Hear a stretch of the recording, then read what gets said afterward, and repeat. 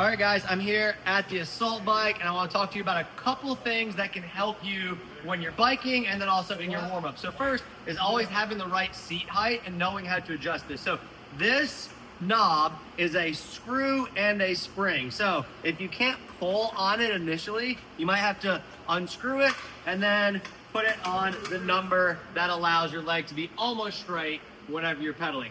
And I always like to turn this a couple times to ensure that it kind of screwed itself in. Now, some people never look at this.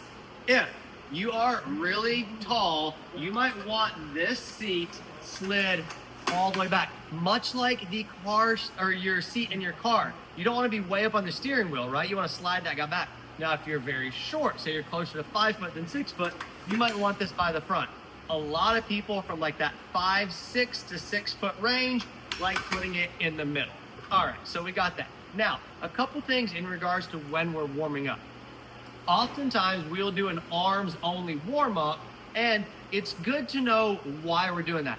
Is it a pushing day? Are we about to bench press? If so, I don't want to emphasize pulling these handles. So what I can do is I can ground myself on the floor and the bike, and I can push. Now, getting it started might be tough, so I might want to move the pedal. And then while I'm doing this, I'm emphasizing the push here and the push here. So it looks like this.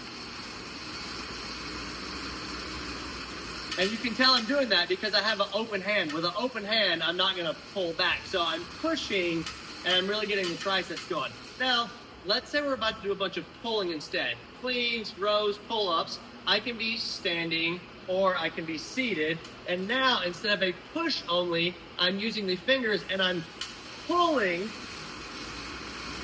And now I'm feeling this more in my lat. So it looks almost the same. The handles are going back and forth, but I can emphasize pushing or pulling.